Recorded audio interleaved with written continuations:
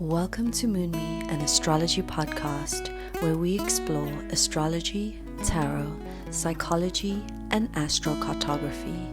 With your hosts, Roxy and Izzy, we dive into the connection between the stars and the self.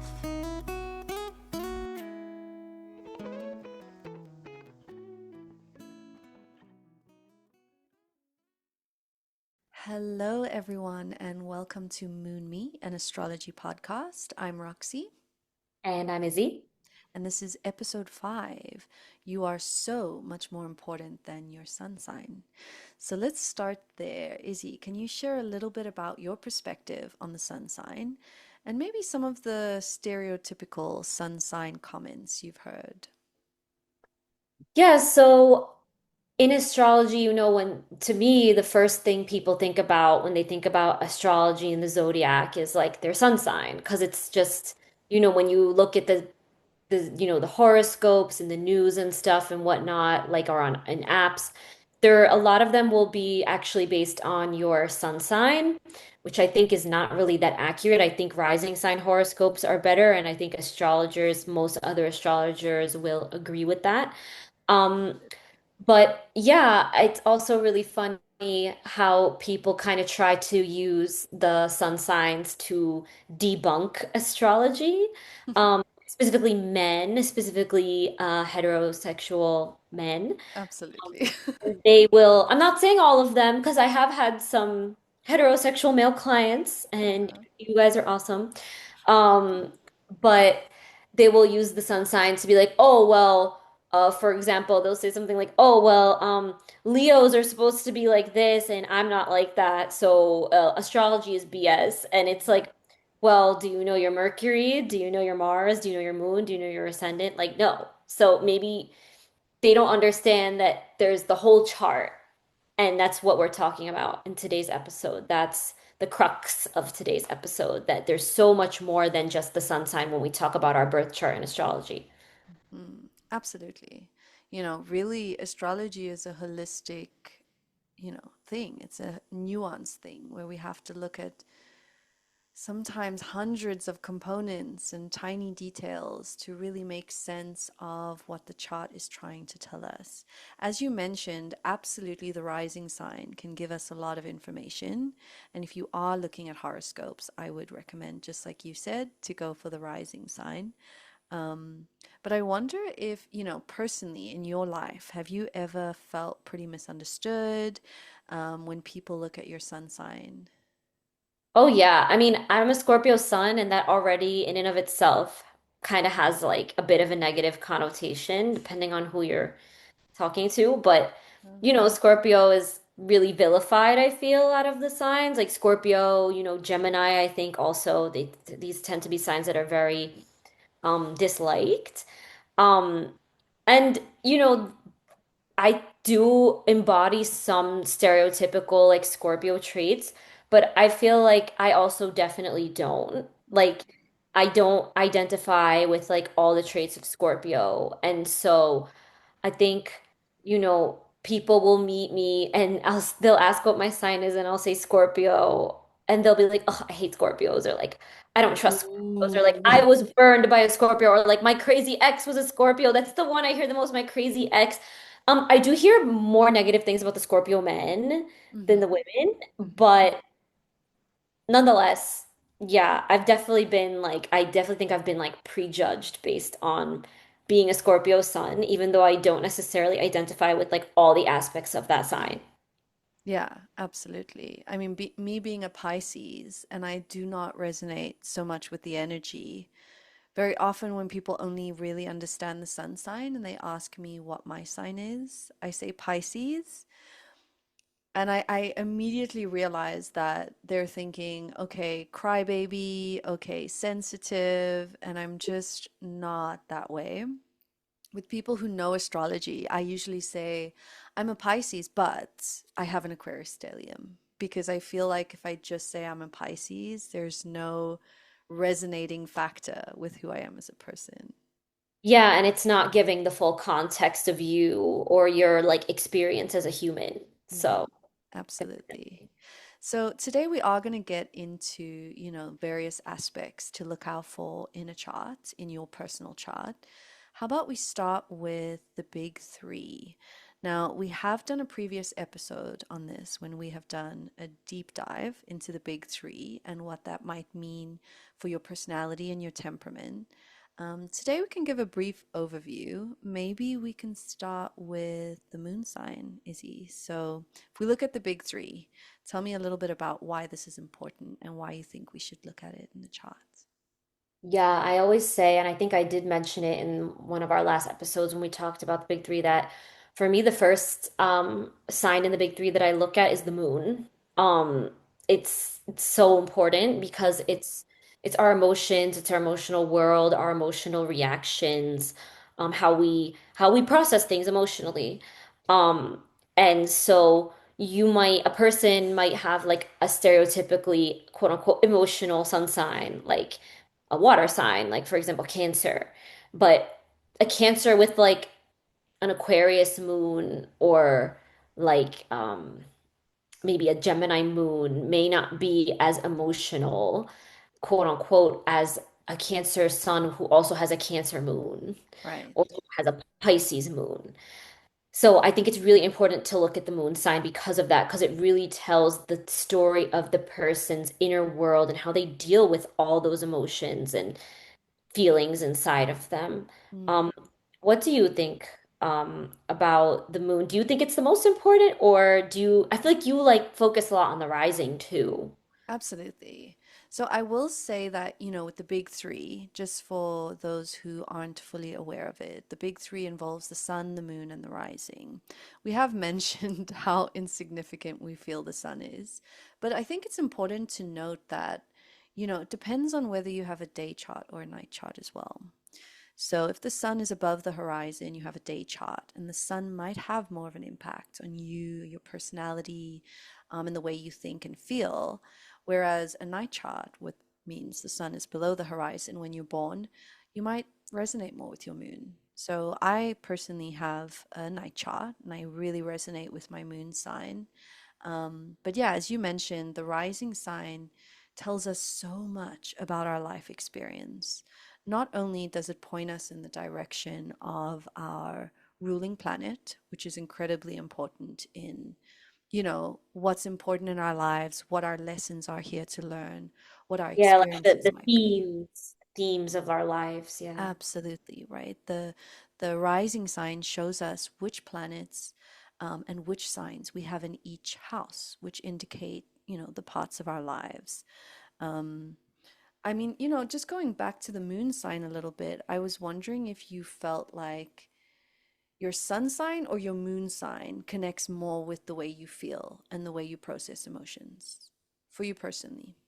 Mm, I honestly think both in my case. I do have a day chart. I was born at like 10, 11 in the morning. So, I really think both. I feel very influenced by my sun sign because it's also the same as my Mercury sign, which is very common. Not always, but it's very common. Mm-hmm. Um, but I feel like the Libra moon in me craves balance, and when one thing feels off, I get really set off. And I think I talked about that in the last episode. Um, but I also sometimes, like as a Scorpio sun and a Scorpio Mercury, I think I sometimes have very extreme reactions to things. Like maybe not outwardly. The Capricorn wants me to be composed, but inwardly, it's like a field day. Like, Yeah, like it's it just totally different worlds. The way I'm just we like, oh my interpret God, things. I'm like, oh my God, I think like I'm internally dying. Like I cannot But on the handle it. outside, you're like, I'm like, fine. Yeah. everything is under control. All three for me, I would say resonate equally. Like Mhm. I don't think I lean more into one or the other. Mm. But I know some people, I think yourself included, you feel like they definitely identify more with their moon or their ascendant or their sun. Mm. What in your case, what would you say? Yeah, just building on your point of outward projection versus internal experience. Your moon sign very much indicating how you experience things on the inside. Your rising sign, I think, is one of the first things other people notice, especially in early encounters when you're just meeting someone, making introductions, giving a speech. Would you say that that's true for you, that the first thing that people notice is your rising sign? Yeah, I would say so. I think being a Capricorn rising, um, I feel like we have this gift of being like naturally very composed and put together, even if that's not how we feel. And I'll be going through something like really difficult, and unless I openly say it and explain and like give my story, like people a lot of the time won't know unless they're very close to me. Hmm. So, I do agree that the rising sign can really like show a lot. It Absolutely. shows, it doesn't tell, kind Yeah. of. Yeah, I think anyone who dives a little bit deeper into astrology, as we have as practicing astrologers and people who have studied it, even just reading about it online, you slowly start to realize this sort of whole chart philosophy. As we mentioned, the houses are going to be the areas of life, and then you've got the planets, and it's almost as if every planet has like a job or a focus in your life, right? So I think it's really important to focus on different parts and integrate them and realize that it is a holistic system. I wonder, when did you realize that your chart was way more complicated than, like, I'm just a Scorpio, for example? While ago.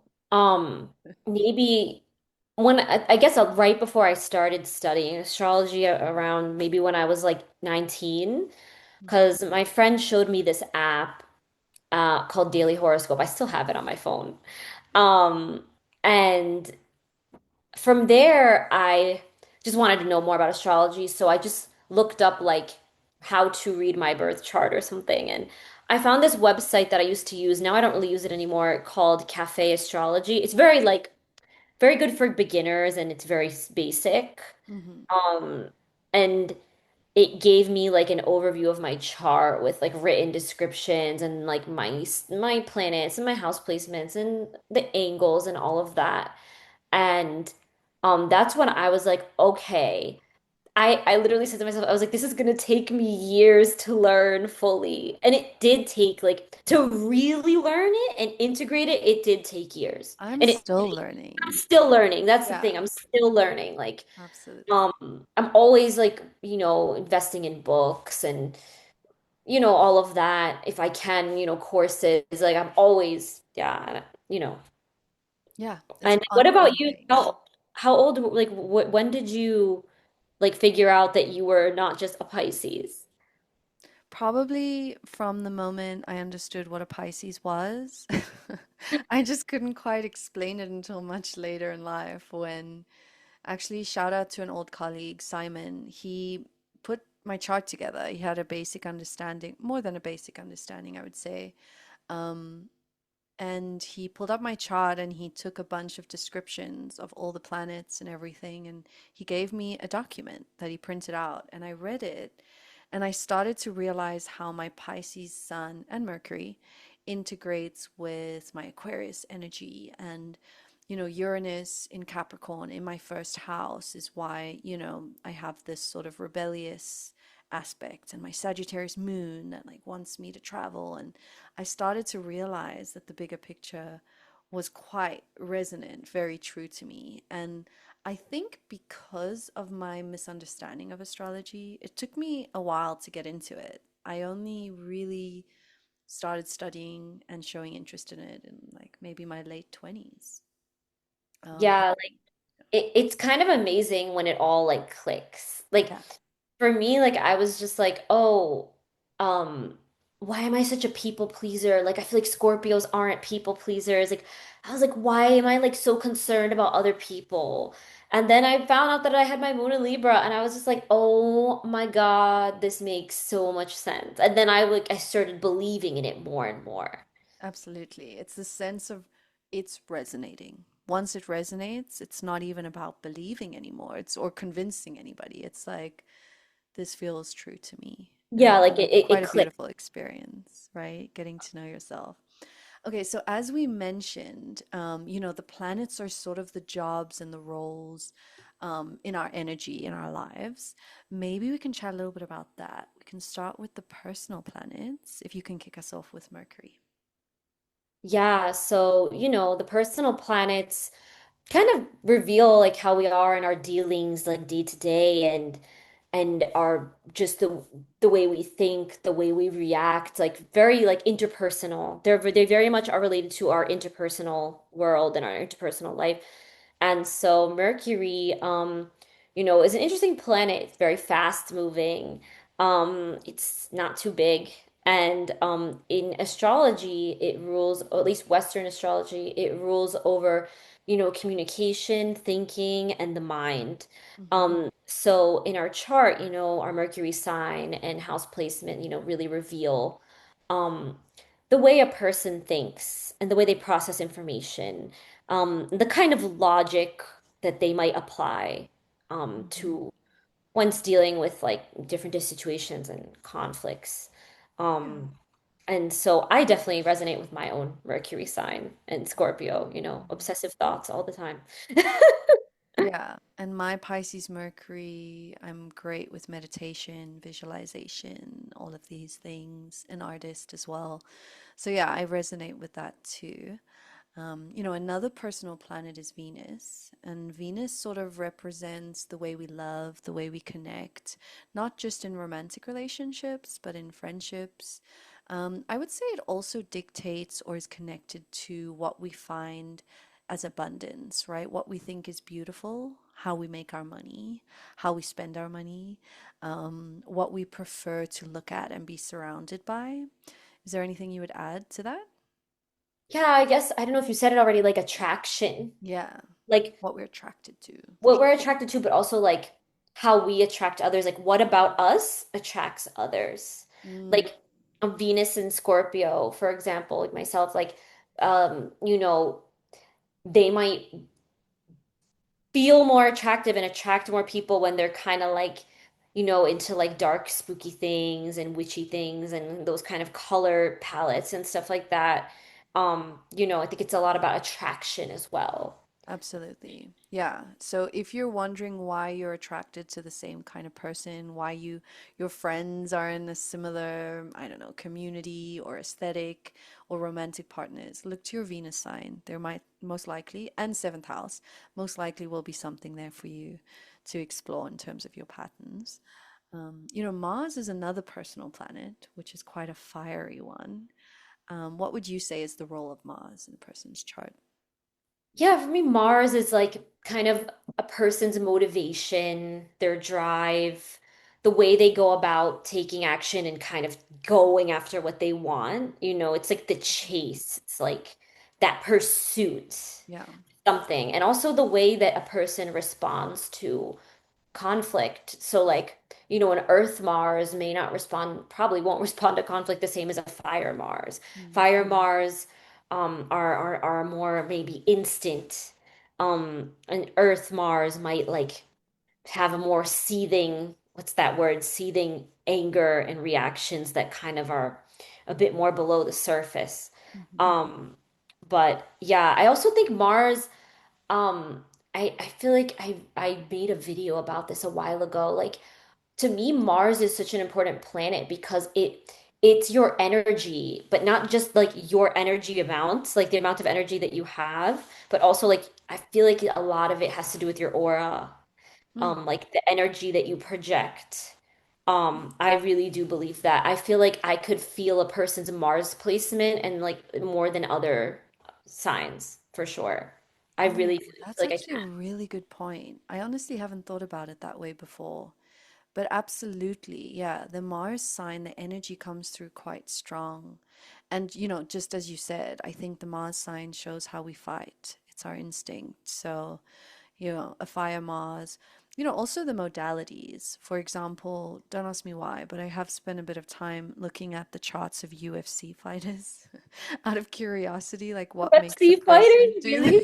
I this. love that. I've never looked at So, their charts. so you'll be surprised to see how many cardinal Mars there are. So there's obviously the Aries Mars, the Oh yeah, Fire the Mars, stereotypical macho. but Yeah. also Cancerians. So Cancer Mars, Cardinal Mars, Capricorn with that discipline. So it's quite interesting that Mars sign can be so valuable and so important in terms of the way a person's spending most of their days, how they're making money, and how they're moving forward towards their goals, which is another aspect, Yeah. how we move Like towards our goals. yeah, like you could really sense a person's like the way they portray their confidence, the way they portray themselves through the Mars sign. You really can. I really believe that. And how they argue. Yeah. Yeah, if you wanna win an argument, check out the person's Mars sign and see if you can get around it. Um, but then moving on to the social planets, for example, Jupiter, large, abundant planet. Really, I guess it indicates in your chart where you have a lot of growth, where you can get a lot of growth, where you can obtain amazing, lucky, out of the blue opportunities, for example, or where you might really go into something full heartedly. For example, it could be in my chart, it's in Virgo. I'm a very skeptical person when I move towards things, but it's in my ninth house. So it's very much in the pursuit of study. And I have had a lot of opportunity and abundance, which comes from the things I've learned, so the studies and the travels I've done, being in the ninth house. Um, what do you think about Jupiter as a social planet, what it means for a person?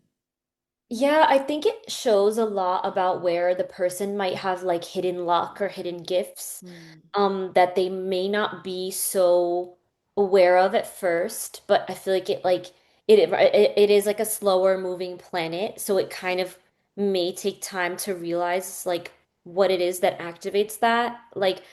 Um, but I think I mean, obviously, I really find that wherever Jupiter is in the chart and whatever sign it's in, it does tend to sometimes amplify those traits within us. mm, So like even if you're not, even if it's your only planet in Virgo, it like may give you some of those Virgo traits mhm.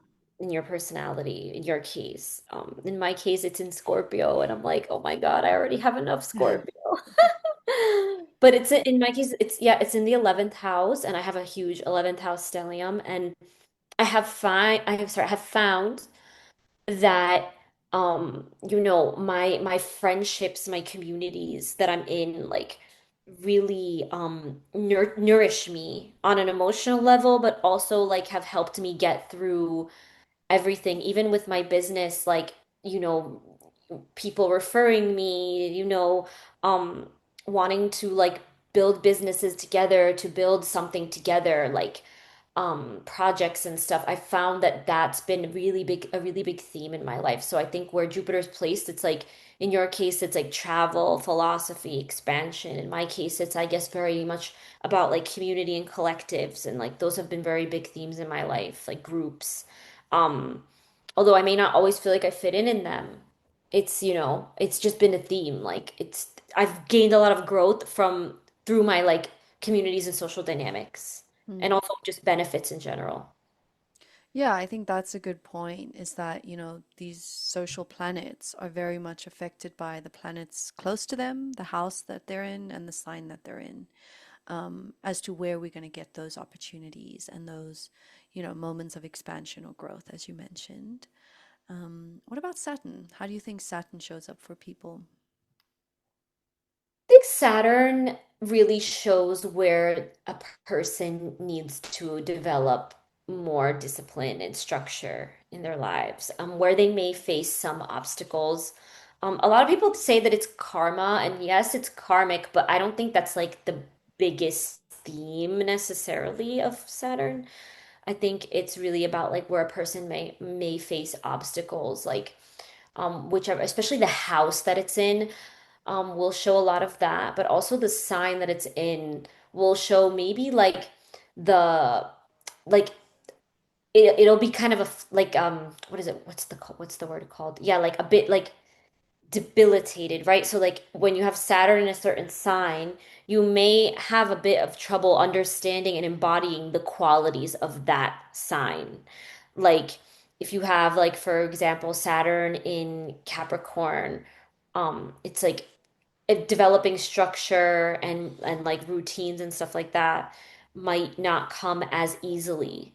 Mm, Um in my case Saturn's in Aquarius and it was hard for me to grapple with like my identity as an individual and like wanting to fit in but also having to accept that I'm just maybe very different from a lot of people.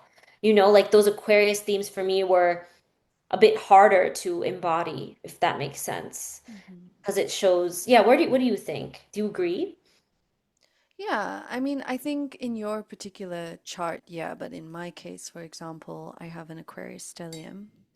So my Mars and my Venus is in Aquarius. So I have that personal Aquarius energy already. But I would add to what you said. It's definitely where we need to learn more discipline, but with reward, I think. I think Saturn shows where if we learn the lessons and we are able to be disciplined in those areas, we will have long term benefits, usually with regards to work or with regards to, you know, things of material nature, like, because of that Capricorn connection with Saturn, there's this sense of our challenges, our goals, and our achievements in life, and how we can overcome that through discipline and through learning those lessons, and then achieving that long term benefit. Um, but Yes, a moving, lot of it is about mastery too. Like yes, kind of like what we're being called to develop and master and and it become takes really, time to do that. yeah, and it takes time, it takes effort, it takes persistence. Yeah. Absolutely. Yeah. But moving on to the outer planets. So I do think it's important to note that the outer planets are very slow moving. They are generational planets, which means we do share planet signs with large groups of people. Therefore, it is much more important where it's placed in your chart in terms of house, what aspects there are to it, and what's actually, no, that's all I was going to say. So yeah, starting us off with Uranus. What do you think Uranus represents in a person's chart? I think the area of life where we could really stand out and be very unique and innovate and do something different, where we might have the area of life where we might have a more alternative approach Hmm. to viewing things like Uranus in the seventh house could show like that a person maybe has a really alternative approach to dating. Maybe they practice more non-monogamy, maybe you know what I mean? Um, Mm-hmm. but also it could show where a person maybe experiences some degree of instability in their lives as well. I've seen a lot of clients of mine with Uranus in the third or fourth house with like either very unstable childhoods or just like maybe they had to move around a lot because of their parents' work or something like that. Um yeah. Chaos. Yeah. Yeah, when I think of Uranus, I think of tarot, the Tower card. So what's often, I think, overlooked is that Uranus brings chaos where there are not sufficient foundations. So, those areas where you experience a lot of chaos or sudden changes or things falling apart might be connected to Uranus. But the next step is then building the foundations to replace the ones that have fallen apart. So it's a great tool, I think, in a person's chart to see where they need to make changes throughout their lives and where they need to embrace a little bit more flexibility in the name of growth, in the name of moving forward, not just because things fall apart, if that makes sense. Yeah, absolutely. So, And what's then your take on Neptune? Sorry if I oh yeah, I interrupt. was gonna say, what's your take on Neptune? Um, Neptune is an interesting one. I think it's one of the most misunderstood planets. Um, I'm still trying to like unpack Neptune, but I think a lot of it has to do with the area of life where we may lack a bit of clarity Mm, and truth and like groundedness. Where, like areas of life where there might be some, I don't want to say confusion, but like, yeah, where like we might have been deceived or confused or unclear about things. So it's about like, I think Neptune is teaching us where we need to gain more clarity, right? mm-hmm. What do Absolutely. you what do you think? Yeah, no, 100%. It's kind of like that haze over everything. There's a little bit of gap in understanding what the truth of a situation is, depending on the house. For example, I think we both actually Yeah, have in the Neptune in the first. first house. So there can be a little bit of misunderstanding in the way we project ourselves, maybe in the way our physical body looks, our face looks. Um, but one thing I will say with Neptune is that there's opportunity for imagination. Because in that unknown feeling, in that haziness, there's room for our brains to create what we wish is there. So I think when it comes to like physical projection or aesthetics, there can be this sense of creativity in the way that we move through the world or the way we dress. If you have Neptune in the third house, ruling thinking and short-term travel and things like that, there can be a sense of creativity into those areas of our lives. Maybe the way we think has quite an imaginative or beautiful process. And the same can be applied, for 10th house. Maybe we have a creative career. Our public persona is very much determined by what we create and our creative skills. So there is this unknown, very uncomfortable aspect to Neptune, and then this opportunity. And there's also, I want to add, there is this kind of like, I don't want to say impossibility aspect, but like it also rules like glamour and like it's almost like it rules over things that are not, that don't seem real, that seem like an Mm, illusion. And mm, so it's like when we see like Neptune, it's in the first house and the 10th house, especially in houses that relate to like visibility, it's like the person can really change a lot throughout their lives and really change identities and kind of, really trying to put my finger on it, but it's like it rules glamour, right? So it's like you sometimes see like I was reading about this in like some blog a while ago, like the what's her name? Ariana Grande has Neptune in the first house. And like if you look at her outfits, like her makeup, like all of it, it's so whether you like it or not, I'm not trying to give a critique of it, but it's just like so like very otherworldly. It's like mm. this long, especially in the past, like this crazy long hair and these very high heeled boots, and like this very heavy makeup, and it's just like very like this ethereal kind of look, you Yeah. know, and that's Even very now, yeah, it's very with her Neptune. She promotion of changed a Wicked. lot, and her Yes. image, she's able to really change her Yeah. style, and she's been accused a lot of like cultural appropriation and stuff because there is that. I mean, I'm not trying to blame it on the astrology, but like there is that element of like changeability in a person with that Neptune in the first house. And I see it in myself. Like I feel like I look at pictures of myself or videos from years ago and I'm like, that's me? Like I don't Mm. even recognize myself. Like my style, the way I'm acting, like it's crazy. There is that kind of fantasy, impossibility, like glamour, like type thing with Neptune going on, especially in the first house, the 10th house. Yeah. Absolutely. Absolutely. So, what about Pluto? Pluto would be like our last generational planet. For me, Pluto is very much, Pluto's going to show you the area of life that you're probably going to go through the most changes, the most death and rebirth things, but it also, for me, shows the area of life where you can utilize your sexuality or your, inner drives and desires to achieve something or to move through something.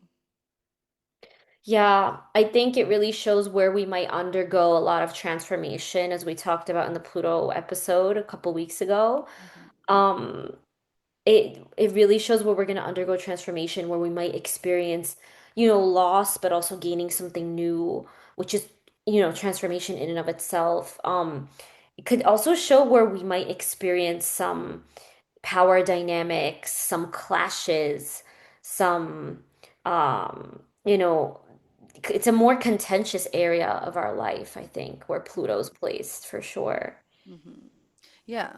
And, to build on that, the place where we might find quite a bit of power if we learn how to utilize it.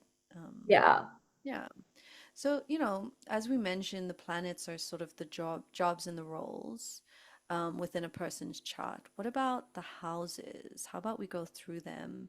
What to look out for in your chart? What does it mean for you in terms of area of life? Maybe you can kick us off with the first house, Izzy.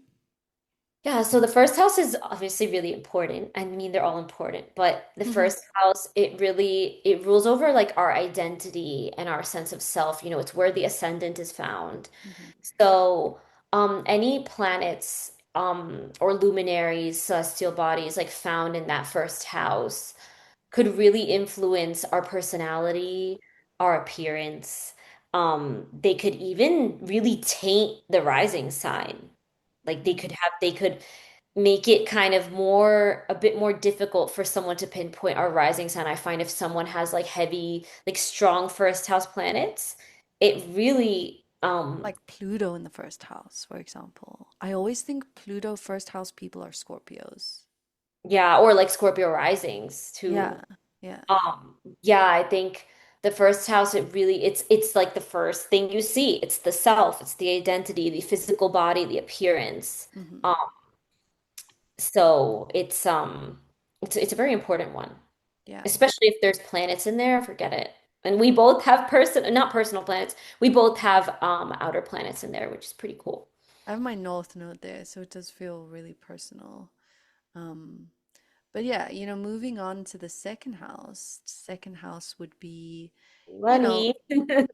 yeah, so putting it simply, I guess it would be finances, money, how we make money, how we spend money. But more in depth would be our self-worth. So And values.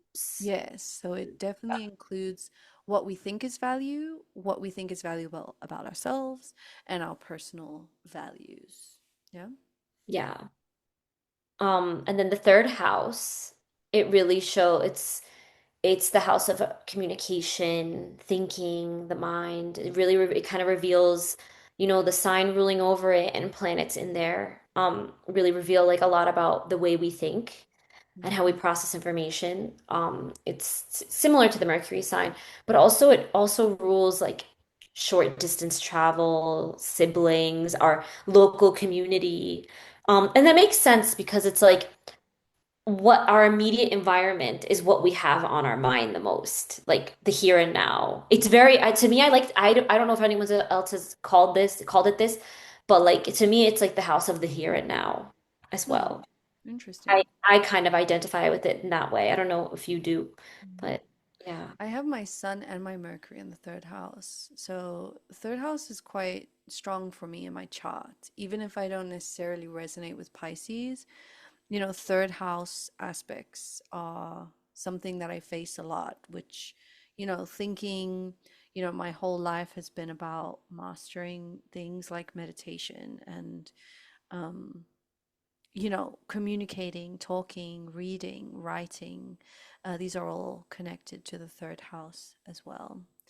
But, then moving on to the fourth house, put simply, it's your roots. It usually indicates your childhood home, but throughout your life, it's going to represent your home, where you live, mostly the physical home, but it can also be your sense of home, what feels like home. It can also show, maybe early life experiences. So, what kind of home you grew up in, what kind of authority figures did you have? Not directly related to the caregivers in your life, but certainly your experience of the caregivers in the home and how you grew up. Yeah. Yeah. I would definitely agree. Yeah, the fourth house, and also like your ancestry, Mm, lineage as well. Is a big theme with that.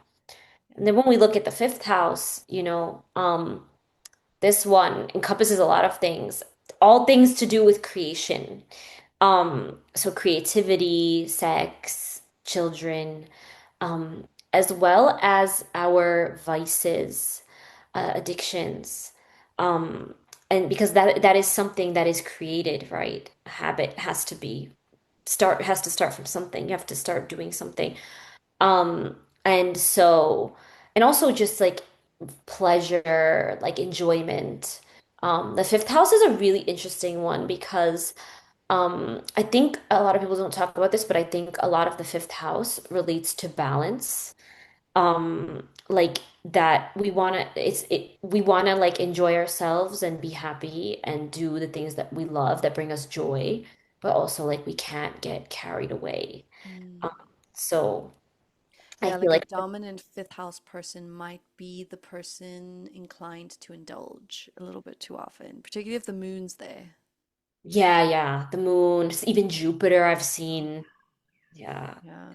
Really. Even in like food, right? Because you were talking about things you enjoy and indulging, and so like indulging in all sorts of things. But I've noticed that a lot of people, like with Jupiter, can indulge a little bit too much in food, and have that sort of relationship to work on throughout their lives. Yeah, so the next one would be the sixth house, which, it represents your work, your daily life sort of work. It involves your colleagues, people who work under you, for example. Um, of course, your health. So, sixth house rules the way we take care of ourselves on a daily basis, and that often shows up in our health, how we feel, our life force energy, how often we get sick, for example. And also, pets can rule your pets if you own any dogs or cats, and things like that.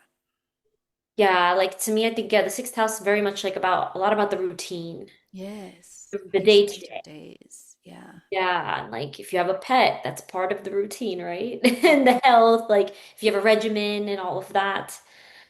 And then the seventh house. mm. Dun I dun I don't dun. I love the seventh house. Yeah. I feel like it also reveals a lot about it's as an astrologer, it's something I look at in very in depth. Um, it's partnerships, one-to-one connections, romance, committed partnerships. The fifth house also rules dating because it's the creation of a relationship, but the seventh house is where you really take that to the next level. Mm, More committed relationships, business partnerships, marriage, all of that. mhm. Yeah, I think a lot of people, for example, if you have Saturn in the seventh house, it can represent some difficulty with your romantic connections, but it can also represent longevity, right? So, where your planets are, if you have any planets in the seventh house, can represent that. Um, it's not to say that if you don't have planets, I do want to mention this very briefly. If you don't have planets in a house, it's not to say that nothing's going to be going on there, right? What would your Yeah, house? it's definite that yeah, that's definitely not Yeah. true. So I will say that, for example, in the seventh house, I have my south node, but I don't have anything else there. Do you have anything in your seventh house? No. Mm, Mm-mm. In my relocated chart, I have more stuff in there, and that mhm, is it is where I met my fiance and everything. And so I do think planets can activate it, but it doesn't mean that you're never gonna mm. And meet more them. likely, it's just that there's aspects to focus on within that part of your life. So perhaps if you have Venus there, you might have beautiful relationships, harmonious relationships, but you might also be called to acknowledge yourself and your own value and beauty within those relationships. So there's just different aspects to focus on. And if there's nothing there, then you can look at the sign and any, aspects to that house as well. But moving on to the eighth house. Eighth house is a really interesting one. I might need your help here a little bit, Izzy. But you know, fundamentally, I think the eighth house rules loss. It rules things that are taboo, um, things that are a little bit that need to be healed, but also things that are not really tangible and hard to express, like intimacy, what makes us feel, intimate with someone. You have invulnerability. Vulnerability. It does Vulnerability. also represent shared resources, on a practical level, shared resources or debt. You can find those things in the eighth house as well. Yeah, I like to look at it as the house of topics that everyone just wants to pretend don't exist. Oh my God, yeah. Like inheritance, like you can't bring up inheritance at a dinner table, right? I mean, you could talk about someone else's inheritance, but not Yeah, like one in your family. Like, hey, absolutely. grandma, like, like, When you die. when you die, you better give me all your money and not this idiot over here. Absolutely, It's absolutely. all the topics that people want. It's the house of what's hidden, what society wants to keep hidden. So like yeah, intimacy, like relations, like sexual relations. But on a deeper level, not casually, more, Mm, um yeah, the occult, mm. taboo topics, Kinks, inheritance, kinks, kinkiness. Yeah. um, sexuality, the subconscious mind. I mean, nobody, we don't, I mean, sometimes I wish I could read minds, but like, who really wants to read other people's minds, right? Mm, Like, like, so to me, it's all the things that people want to pack away and keep hidden and pretend don't exist. And that's how I look at it totally. absolutely, absolutely. What about the ninth house? Ninth house is like it's very like aspirational, I Mm, feel. It's like about our belief systems, our philosophies, learning, growth, travel. To me, it the way I interpret it is it's like it rules experiences that serve as catalysts for growth, good or bad. mm, Our education, higher education, learning, exploring different religions and belief systems, philosophies, mhm, um, traveling, those are all things that I think make us more well-rounded. And mm. I think it's about openness. Absolutely. Yeah. So then that would be 10th house next. 10th house really rules your career. It rules, your public persona, right? So I believe it also includes things like when you become a mother, when you get married, when you get divorced, all of these public expressions of who we are and our identity would show up in the 10th house, but it is very much more associated with career. So, what we do for work and any planets that we have there might show us literally what we do for work or what type of work we do, and how we come across in a public way. Yeah, agreed. Um, it could show us a lot about the type of work we might do or that we might be drawn to and how we're perceived in the public eye and all that. Yeah, public perception is definitely in the 10th house. Mhm. 11th house.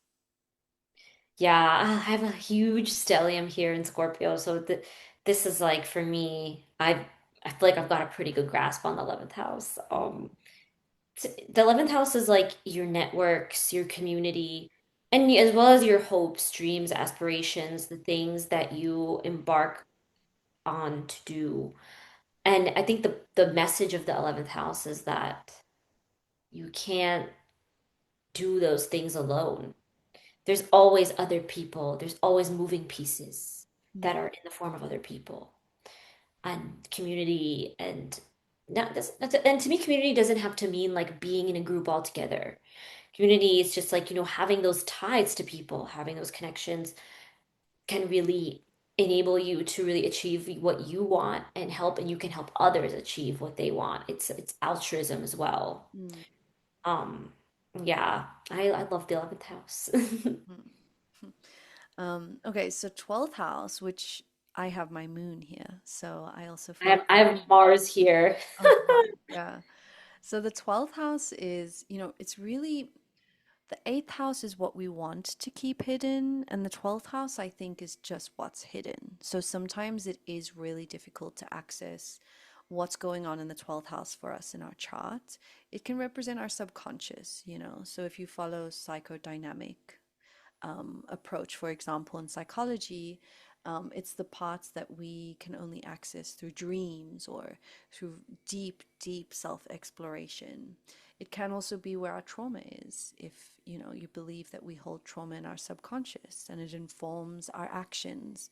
But again, without actually seeing what it is or knowing what it is and still informing the way we move through the world. It can also, you know, represents spirituality. Someone like me with the 12th house moon can be someone who is very spiritual, very internally connected. And again, you know, with aspects like meditation, manifestation, things of that nature. But, you know, in society in general, the 12th house also represents like prisons, jails, parts of society that remain hidden and can be difficult to access in terms of understanding or knowing what's going on there. Yeah, it's like definitely the house of like the oppressed, the marginalized, like similar to the eighth house. I feel like there's a lot of parallels with the eighth house. It's like I'd say the eighth house is the themes people want to ignore and topics, and the 12th house is literally like the people that the society ignores. Hmm. And it's also the house of mental health. And it's so fitting that in our culture, like in so not just in our culture, so many cultures, like mental health is so either ignored in some cultures and just or just very trivialized. Um, I think the 12th house could shed a lot of light on that. Mm. I find a lot of clients of mine with 12th, like with strong 12th house placements, like do things like working in social work or NGOs, like aid, like for different countries, like human rights. Um, it's not surprising. Yeah, with my moon in the 12th house, I spent a lot of my teens and early 20s wanting to be a psychologist or criminal psychologist working in prisons, for example. I've always felt that 12th house connection to prisons or, like you said, mental health institutions. So, yeah, it's very real that we can be drawn to those things when we have planets or things in our chart to indicate that way. Um, I'm curious though, on a personal note, do you have any houses in your chart that feel maybe more chaotic, dramatic, or maybe that feel really good? I've got like so many things clustered in the 11th house. Hmm. So, like, I've got, yeah, Sun, Mercury, Venus, Jupiter, and Pluto all in the 11th house. Hmm. Um, and so for me, it feels very chaotic, the 11th house. I feel like I've dealt with a lot of themes of enmeshment in my life and like difficult, like lack of boundaries or like difficulty in groups or like group dynamics. Like I feel like for me, the 12th house, sorry, not the 12th, the 11th house feels messy. The 12th house feels messy with the Mars being there. Um, I've got some anger beneath the surface, but it's like showing it and accessing it is so hard, but I feel it in my body, Mm. like somatically. So, just for our listeners, what planets do you have in your 11th house? If you can list them for us real quick. Yeah, I said them. Sun, Mercury, Venus, Pluto, and Jupiter. Okay. Okay. And I Yeah. guess Do you got a lot going on there? I don't know any house in particular that feels really good for me. None of them. Yeah. None of them, honestly, because it's basically all 11th house, and then I have one planet in the 12th, one planet in the 10th, and it's the moon. Moon in the 10th does not feel good. And my second house, I have Saturn. Like I don't have the best chart. Like I've accepted it. I, I don't have like a easy breezy cover girl chart. Like, yeah. Hmm. What about you? Yeah, I would say that the sixth house would be my most chaotic. And I don't actually Gemini, have that Gemini much going. ruled people. Yeah. Oh, it's so hard. It's so hard. Yeah. So a lot I've needed to be very flexible in my work because I've had a lot of changes, a lot of um Yeah, it's taken a lot from me. And I think the Gemini being there, it requires a lot of like communication and like, flexibility being that like mutable Gemini sign. And in my work, I've always had to know what I'm doing. I can't show up without knowing what I know. And luckily, I've been pretty good with that. But, it's taken a lot from me, my work life and my colleagues. Um, but I do have a really harmonious house, which would be my ninth house. I think because my moon ruler is the ninth house, Sagittarius, and I have Jupiter there in Virgo. And I know that Virgo is not happy in Jupiter, or Jupiter is not happy in Virgo, sorry. But for some reason, I've had just like the perfect, higher learning and travel experiences that have really informed my life. And most of them go really well in a flow state. I haven't had too many issues or hiccups while traveling, for example. And I've traveled to some really difficult places, but some not difficult necessarily, dangerous is what I wanted to say. So, even given that I've traveled to dangerous places, I've always been safe. And, with that Virgo kind of having that discernment and moving through those spaces really well, it served me well. Yeah. I guess like my easy spot, I guess, would be maybe the 10th, being that it is ruled by Libra, and I feel like I've had such good relationships with coworkers and like clients, students that I've worked with. Like it's very rare that there's like a drama. Like I hear these stories of people like at work with crazy bosses, crazy coworkers, like, you know, and I feel like for me that's never been an issue. So Mm, maybe that's one part of the chart where it's like things are good, you know. working well. Yeah. Yeah.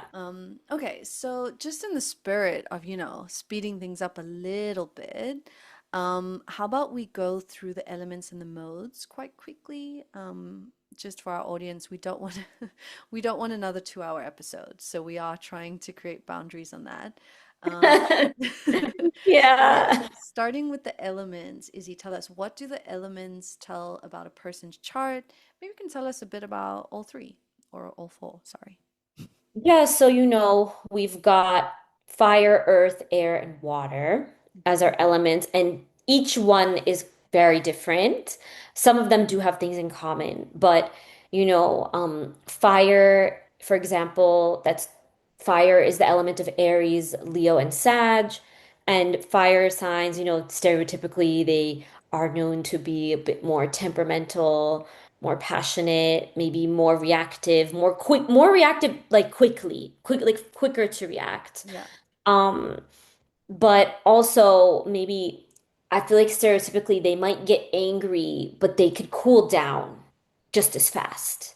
Whereas we look at Earth, for example, that's a different ball game. Earth is more grounding, more steady, more stable, a bit more calculated, very resourceful. Um, and if when we've got like an Earth Mars or an Earth Moon, maybe they may not pop off the way a fire sign might, but they might hold on for longer. Same with water, because water signs are labeled as the most emotional. I don't necessarily agree with that though, and you guys said you don't either. Um, but I guess that the analogy is like, the waves come and you can't control how big they are and they kind of overtake you and they could be, I feel like water signs could be all consumed, but Mhm, also very empathetic and intuitive mhm, because it's like think of it the way the water flows in a mhm. very natural way. I'm very Um, often emotionally intelligent, actually, because of that yeah. experience. And Mhm. then what about air signs? What do you think? I'm talking about all three, all four all at once. Yeah, no worries. I invited you to do exactly that. Yeah, I mean, I would just say that air is our intellect, the way we think, can be a little bit more detached, I would say. And in terms of, emotions, there would be a little bit more cold, collected, not necessarily as reactive, but incredibly communicative. So whereas water signs might be more emotional, more feeling. Air signs might be more communicative and informing. Then you have the earth and the fire. So earth signs would be more stable, grounded, safe, whereas the fire signs are more expressive. Risk, Yeah, risk taking. risk takers, Yeah. absolutely. Yeah, And yeah. again, it really depends what planets you have in which elements, right? So if you have Yeah. Venus in a fire element, you're going to show those aspects in the way that you love and the things you enjoy and the things you think are beautiful. Whereas if you have, Mars in an air sign, then you're going to be more instinctually communicative and more detached and discerning, if that makes sense. I would also say discernment is connected to earth signs as well. I feel like earth signs are very discerning. They know what's good for them, they know how to take care of themselves. Yeah, because they really, I feel like they know how to like cut the fluff very well. Mm. Like I love that. Like I feel like other signs might ponder more, like the water signs, they might ponder more, and the air signs too, because they're very mental, intellectual. They Mm. might intellectualize things. A water sign might feel it out longer, and whereas an earth sign just instinctually knows certain things. Mm. And calculate. Very, very good judgment. Yeah, great judgment. Okay, so that would, then next would be talking about the modes. So we have three modes. We have cardinal, mutable, and fixed. Cardinal energy would be more initiating. Whereas, mutable is more flexible, more adapting, and then the fixed is more like stabilizing, like long term, able to commit to completing something. Yeah? Yeah, like I think a lot of the cardinal signs, like, they're not a they're the types of people when I really think about like actually have a lot of cardinal friends because my rising and my moon are cardinal signs. Hmm. My sun is fixed though. So yeah, I wanted to add about the fixed signs. I think um they are very like unwavering, like very committed, very stubborn Mm. and rigid. Um, Mutable signs are more flexible, more adaptable, but also a bit more flaky, Chaotic. less reliable. And cardinal signs, I think, have a nice balance. I don't know. Cardinal signs, they may not finish what they start all the time, but the fact that they get it going, like getting started is the most important step. Because if you don't get started, you won't do anything, right? Yeah. So, yeah. But also, if someone has too much cardinal, they're insufferable. I'm sorry to say. But if you have a lot of cardinal energy and I tell you that I'm not feeling my best self and you tell me that I need to go run 2 kilometers, I will murder you. And it happens all the time. I feel like cardinal people think that initiating something is going to solve all your problems. It's just Yeah, too much they sometimes. think like, oh, you just have to do something else altogether. And it's Yeah. like, maybe I don't want to do anything. Thanks. Yes. Like, Especially if this is coupled with like Aries or like a lot of fire energy. Oh, too much fire and too much cardinal in a person. Bless you. Please take a little chill and stop telling people to go for a run. I'm calling them out. Okay, so tell me, on a personal note, what is your dominant element? And okay, yeah, go ahead and tell me that one first. it is water. Mm-hmm. Actually. And my signature is Scorpio, fixed water, fixed water, Scorpio. Yep. Mm-hmm. I have so much Scorpio. Is there any modality you wish you had more in your charts?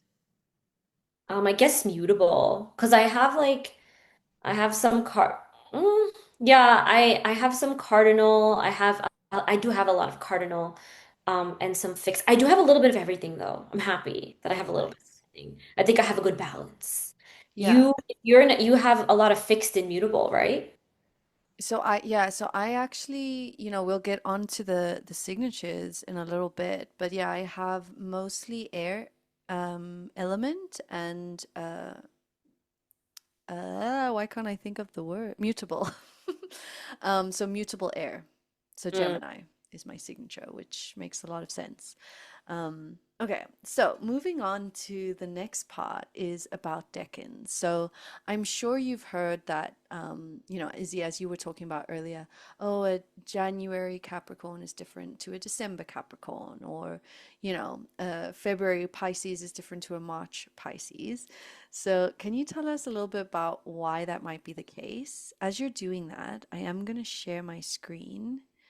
Um, just give me a second. Well, go ahead. You can go ahead and start explaining. Let me get it ready. So yeah, the whole reason why some people could be born under the same sign, but exhibit their traits really differently or just feel very different. Like for example, like Roxy just said, like a January Cap versus a December Capricorn. Um, is because of decans. So decans are basically how the zodiac signs are broken up. And so what I mean by that is like when we look at the zodiac wheel, Let me put it each up for you sign here to see. each sign occupies 30 degrees. And so they're divided into three groups, 10 degrees for each part of the sign. And so basically the way the decans work is that the first 10 degrees are ruled by the sign itself. And then the next set are sub-ruled by another sign of that same element. And then same with the third. The third group is sub-ruled by a sign of the same element. So, for example, when we talk about, um, let's say, Gemini decans, you've got the Gemini decan, you've got the Gemini Aquarius decan, and the Gemini Libra decan. And so those born under the, Gemini decan are going to be more stereotypically Gemini. Those born under the Gemini Aquarius decan are going to be Gemini-like and also kind of mixed with some Aquarius influence. And those sub-ruled, sorry, by the Gemini Libra decan are gonna take on also some traits of Libra mixed with Gemini. So this applies to every sign. So if you think of each element, like if you think of the sign and what element it's in, and then the other signs that have the same element, those are going to be the sub rulers for each sign. And so it's a big reason why um, people born under one period of a zodiac are different from those born under another period of a zodiac sign. So, Mhm. anything you want to add? Yeah, I'm just noticing this chart that I have here isn't showing the signs, right? It's just got the planets. No, it Anyways, is. It is. where Look, is it's it? right here. Like the second row from the center. Go to the center. Go to the very center. Hmm. And then right there, look, Aries, Taurus, Yeah, and but then I mean each decan. It's not showing like, ah, Aries.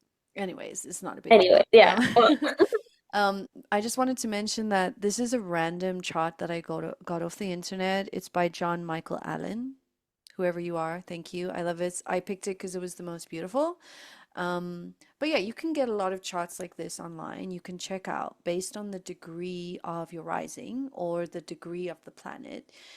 It will tell you a little bit more about how that's going to be expressed in your life and in your personality.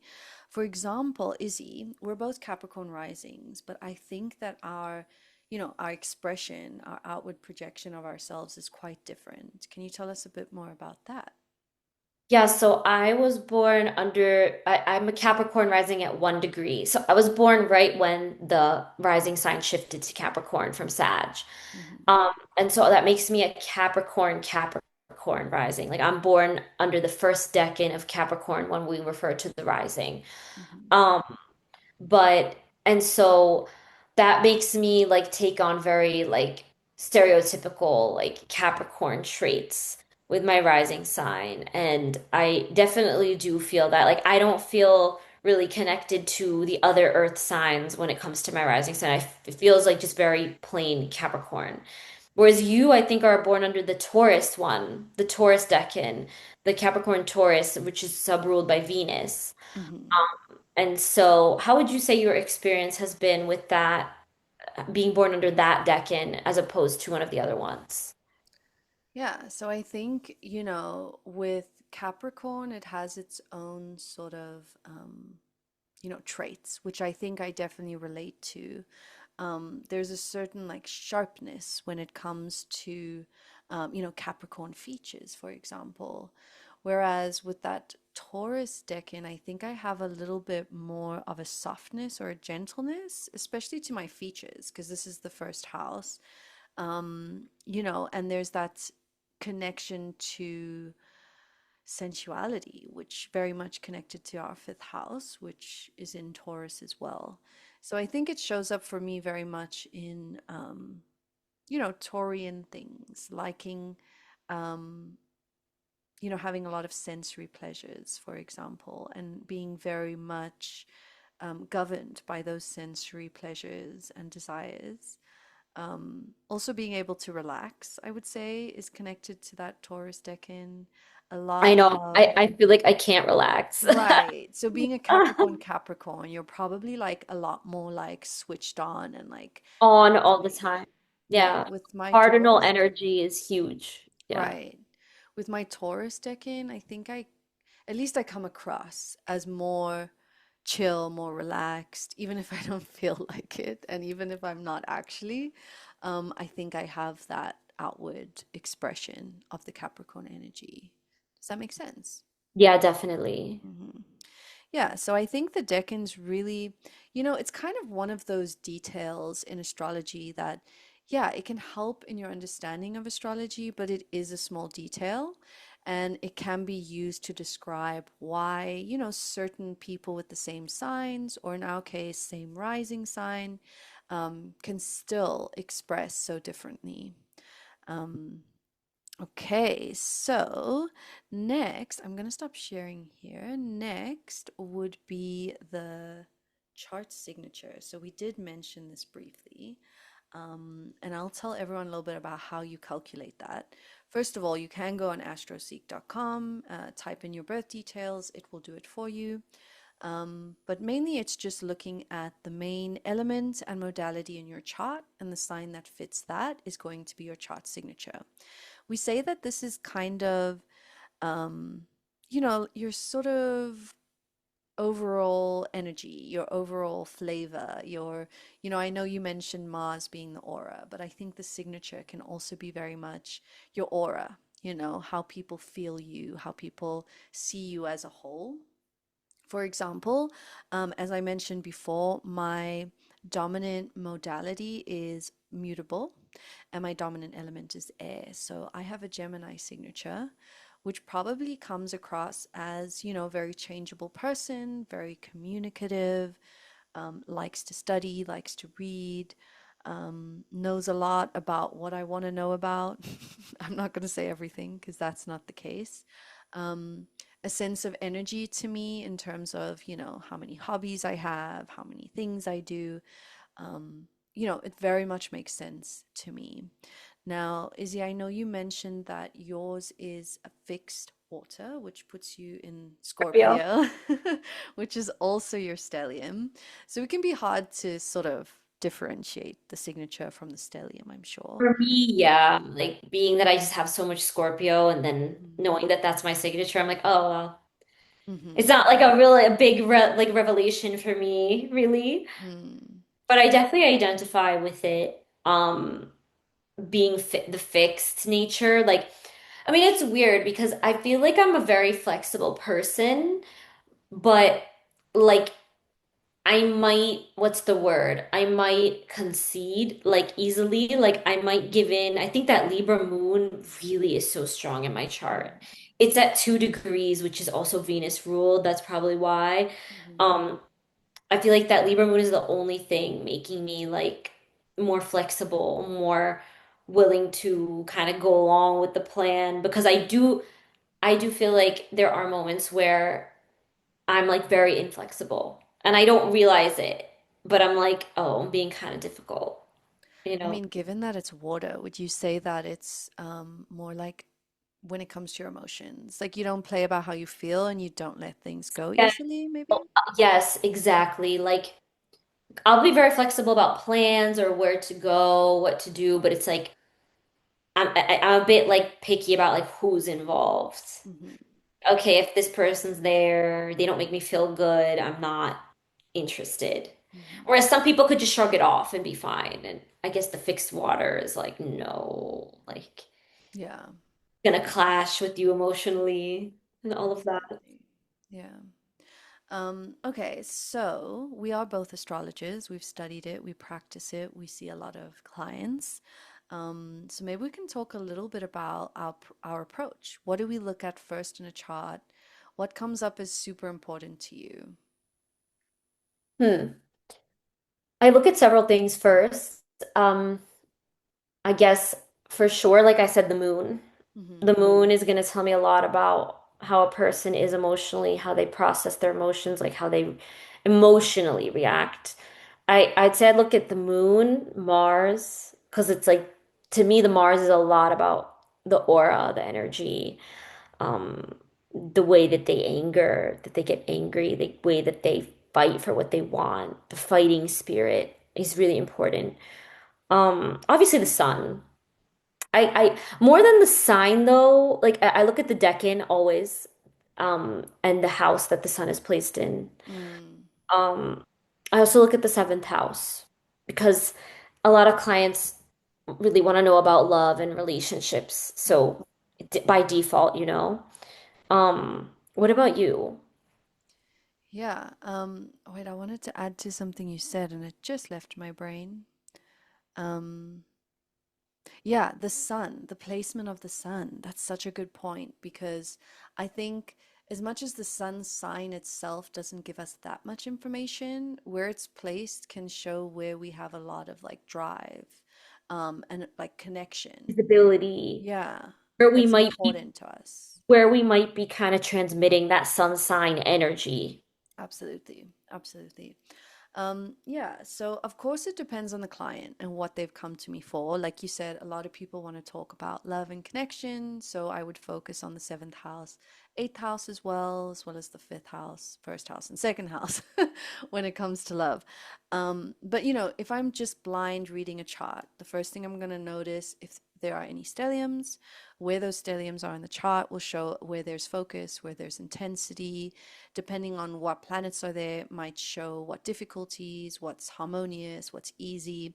So the first thing is the stelliums. Then I focus in on the rising sign because I want to know what is the chart ruler. Are you Pluto ruled? Are you Saturn ruled? That's really going to show, who you are as a person, but also what are you here to do? Like what is your life really? What is the major energies and themes going on for you in your life, right? And then also because, looking at the rising sign, we can look at the angular houses, which of course is the first house, the rising sign, fourth house, the seventh house, and the 10th house. Oh, I look at those always, especially with astrocartography. Yeah, right? So those shift and then that changes a lot. Right. And it's really going to show you like where you have a lot of like major influence or what major influences are on you, right? Fourth house, first house being very personal and like, early childhood, maybe what you might have experienced. Seventh house is going to show, how you connect, and the 10th house is going to show who you are publicly. So this gives a really great picture of a person right off the bat. And then, of course, and I'm sure you look at this too, would be the major aspects. So I first look at the conflicts, right? I want to look at the squares. Look at squares first too and conjunctions because conjunctions could go either way, but they're very influential. Right. For example, in my case, I have Venus and Saturn in a conjunction in my chart in my second house. And I also have Mars there. So it's a very interesting conjunction. If someone just looked at Saturn, they would tell me, "Oh, you have a hard time with money, da da da da." Da." But if you look at Venus and Mars there as well, there's a balance, a harmony coming into those themes as well. So yeah, conjunctions for sure, squares. So where planets are squaring each other is where you might find like conflict between two ideas, two feelings, two ideologies, two experiences. And as an astrologer, I try to find that midpoint, how can we find balance between these two? Because that's when you can start talking about like how to deal with some of those difficulties and conflicts. Um, Also oppositions. So oppositions can really show where someone is Class. either very imbalanced or very balanced, is what I've seen. Yeah. Yeah, I've seen that too. Yeah. And where they might fight themselves, where they might have a lot of conflict, either in their lives, depending on where the opposition is, um, or in their experiences, where they might have conflicts and issues. Um, but yeah, strong planets, looking at themes of life that are really, um, highlighted on the chart, where there's a lot of concentration of planets, and things like that. So, quick question for you though, Izzy. What would you say is one of the strongest placements in your chart? Ah, that must be a really hard question though. No, I mean, I can Yeah?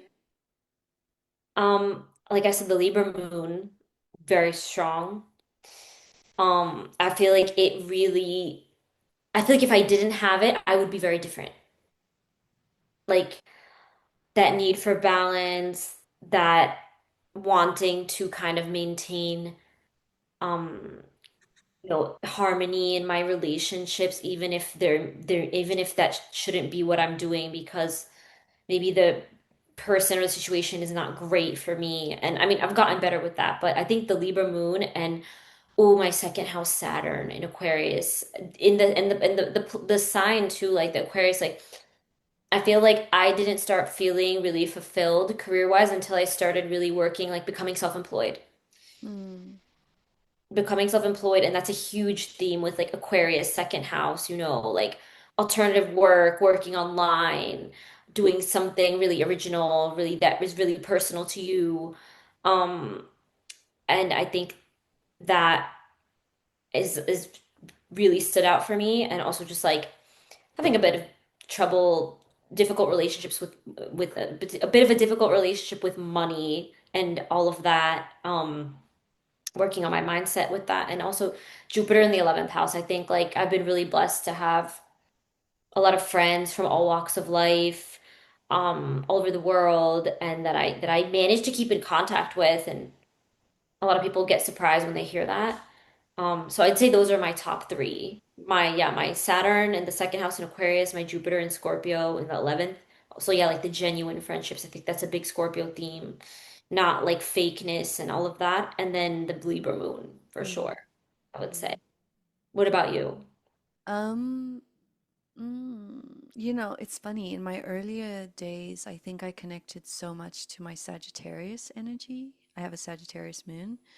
Um, but as I've gotten a little bit older, I think more and more in my, Saturn Saturn placement, sorry, which is Aquarius, Saturn, and I got Mars and Venus there, and then my Capricorn rising, so Saturn ruled. Definitely becoming more Saturnian as I get older. And I would say these are my strongest placements.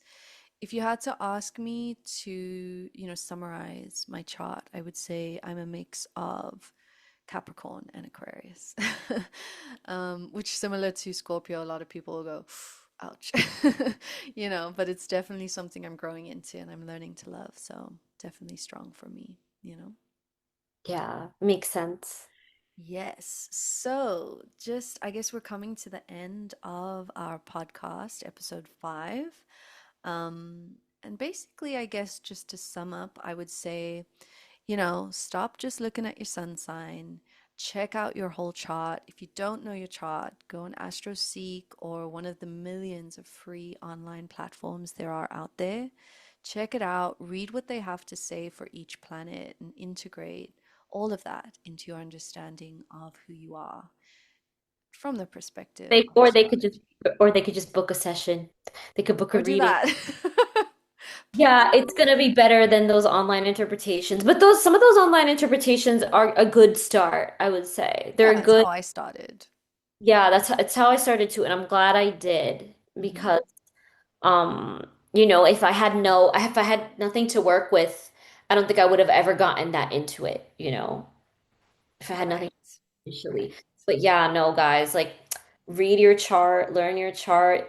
It's not only the sun sign. Just because you don't feel like a Leo or you don't feel like a Pisces, doesn't mean that astrology is a lie.